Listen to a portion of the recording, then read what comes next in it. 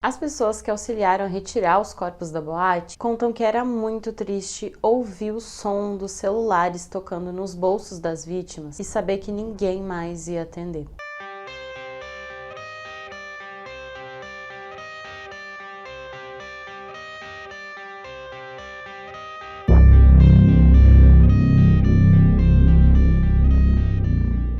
Olá, eu sou a Glau e sejam bem-vindos ao canal Sem Rumo. Esse vídeo é a parte 2, então se você quiser entender como tudo começou, eu vou deixar linkado aqui em cima, assiste a parte 1 e depois corre pra cá pra ver a continuação. Antes da gente continuar, deixa o seu like, se inscreve no canal e compartilha esse vídeo com alguém que você acha que pode curtir saber mais sobre esse caso. Segue o canal nas outras redes sociais porque eu também posto vídeo por lá. Agora, sem mais demoras, bora seguir com a parte 2.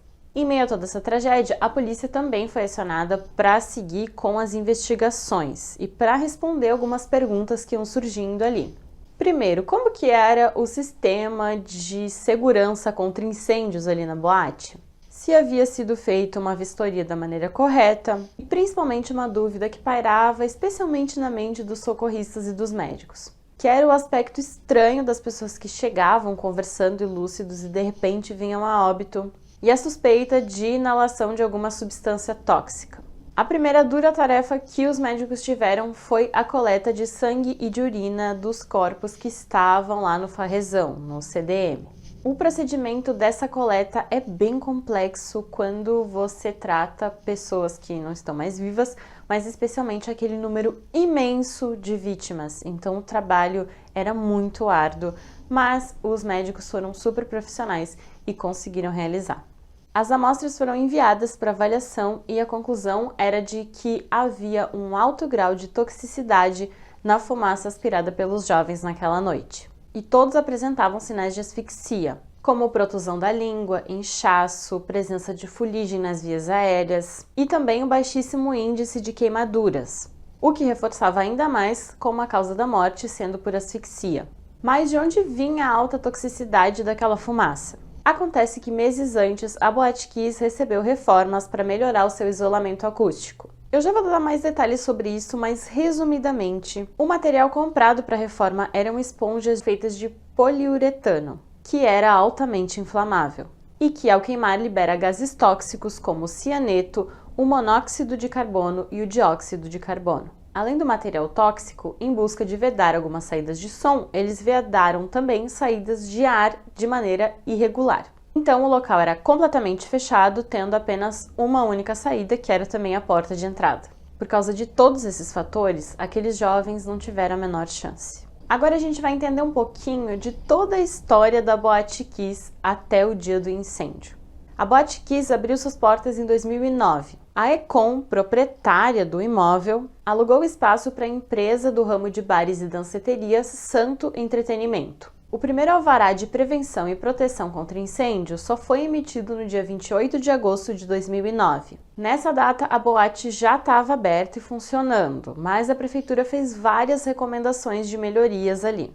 Mais precisamente, a boate tinha que sofrer 29 alterações no seu interior, inclusive a respeito da saída de emergência, já que teria que haver duas portas de saída e só havia uma. Em agosto de 2009, os vizinhos da boate protocolaram uma reclamação na prefeitura a respeito da perturbação do sossego. Resumindo, eles reclamavam que tinha muito barulho na boate, que estava tendo uma poluição sonora ali no local. Foram realizadas vistorias no local e no dia 17 de agosto foi aberto um inquérito para investigar a poluição sonora. Eu vou continuar a linha do tempo aqui do roteiro, mas gravem essa informação sobre o inquérito aberto ali para investigar a poluição sonora.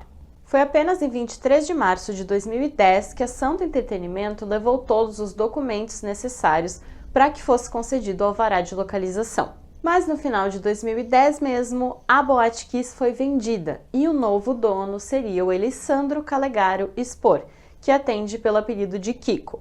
Posteriormente, a boate também teria um novo sócio, o Mauro Hoffman, que já era bem conhecido nas noites ali de Santa Maria por ser dono de uma outra boate. Em 11 de abril de 2011, os bombeiros realizaram uma vistoria no local e também emitiram notificações referentes a algumas correções que eles tinham que fazer ali. As principais se referiam à correção dos extintores, à iluminação de emergência e, novamente, as saídas de emergência, que só tinha uma e tinha que ter duas.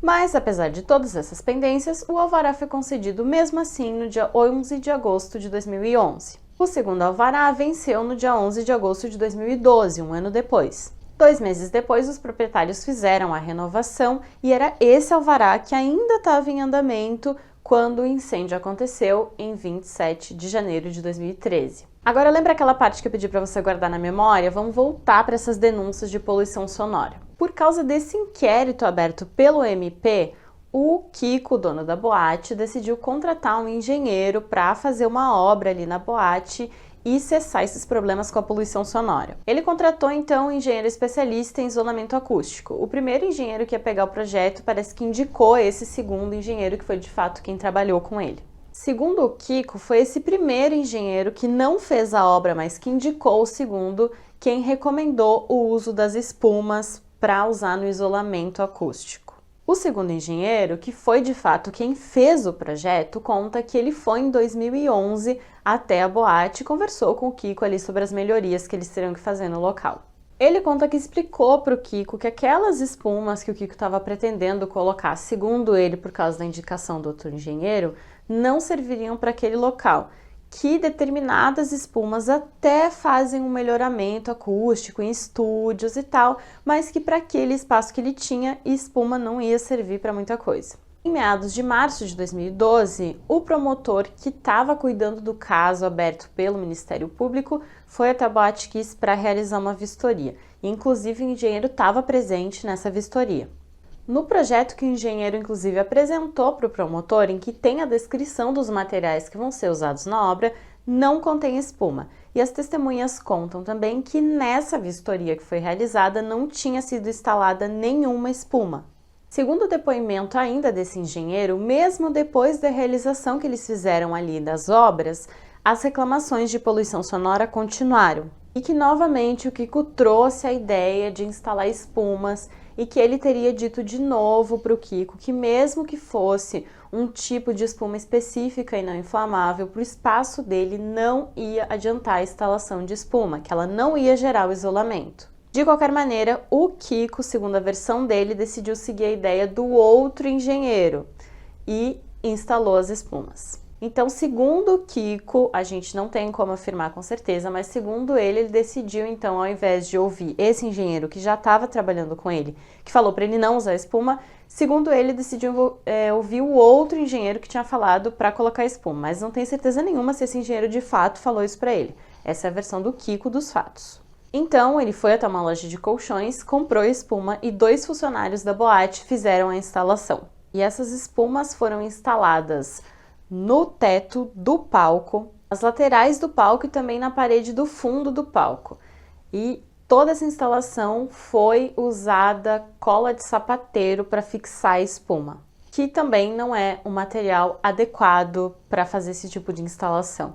Mas uma outra reforma foi realizada na boate e que também contribuiria muito para que essa tragédia acontecesse, que foi a reforma do palco. Segundo o depoimento de uma das funcionárias ali da boate, ela conta que alguns clientes estavam reclamando da altura dos degraus da passagem que tinha para entrar na pista que ia dar acesso ao palco. Eles falavam que quando estavam meio embriagados, mais para lá do que para cá, acabavam esbarrando no degrau e se machucando.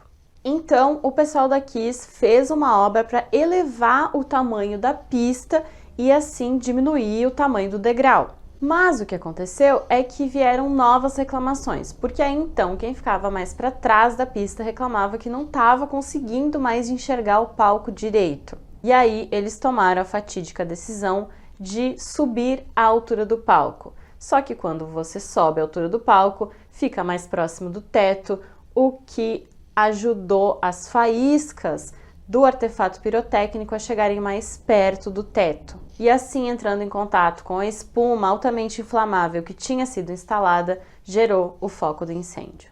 Antes de eu te contar todos os fatos do julgamento, eu queria deixar uma reflexão aqui, que eu fico muito triste pensando como toda essa sucessão de acontecimentos gerou uma coisa tão trágica. Se alguém tivesse conseguido impedir pelo menos uma etapa disso, talvez o incêndio não teria acontecido.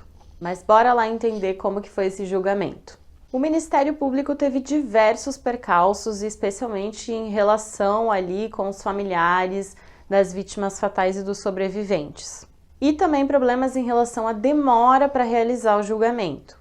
O incêndio aconteceu em 2013, mas 4 réus apenas foram julgados em dezembro de 2021. As 4 pessoas que foram indiciadas no processo são os sócios da Kiss, o Elisandro Spor, o Kiko e o Mauro Hoffman, o produtor da banda Gurizada Fandangueira, o Luciano Bonilha, e também o vocalista da banda, o Marcelo de Jesus dos Santos. O julgamento aconteceu em Porto Alegre, durou 10 dias e é o mais longo da história do Rio Grande do Sul. Ouvir o depoimento das vítimas, dos sobreviventes e até mesmo dos acusados é bem doloroso. Esse é um caso que eu acho muito complexo, que envolve muitos sentimentos, e que é muito difícil a gente bater o martelo e chegar a uma conclusão com absoluta certeza. Mas se você quiser deixar a sua opinião sobre isso, por favor, use aqui a caixinha dos comentários, somente seja respeitoso, porque nós estamos falando de vidas. Mas ao final desse julgamento, no dia 10 de dezembro de 2021, o júri trouxe o veredito. Em 1 hora de deliberação, eles consideraram os 4 réus culpados de homicídio simples com dolo eventual. O Elisandro Spor foi condenado a 22 anos e 6 meses, o Mauro Hoffman condenado a 19 anos e 6 meses, e o Luciano Bonilha e o Marcelo de Jesus a 18 anos cada. Eles chegaram a apresentar um habeas corpus, mas ele foi derrubado pelo STF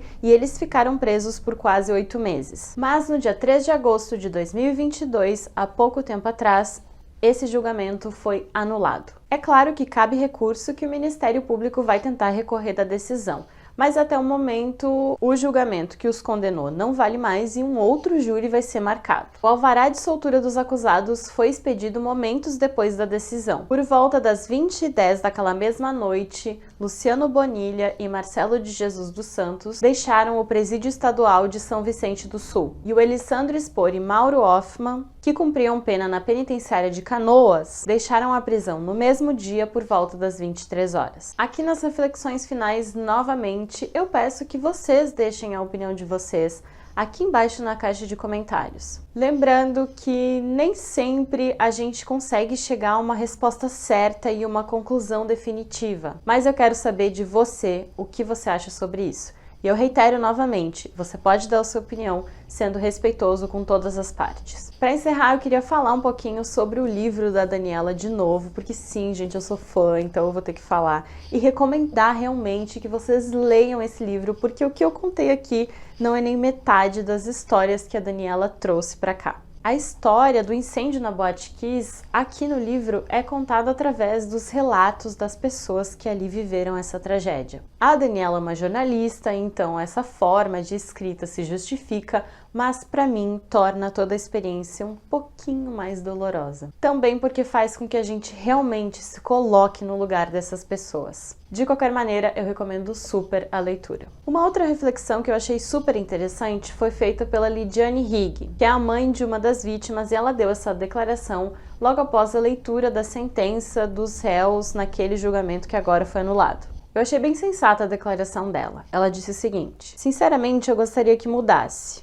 o que aconteceu com eles, com as vítimas, principalmente para Santa Maria, que seja uma cidade modelo de prevenção e não conhecida somente como a cidade em que aconteceu a tragédia da Boate Kiss. Antes de sair, deixa o seu like, se inscreve aqui no canal e ativa o sininho para você receber as notificações. Como esse caso ainda está em aberto, qualquer atualização eu levo lá para as redes sociais do canal, então já segue por lá. É isso e tchau!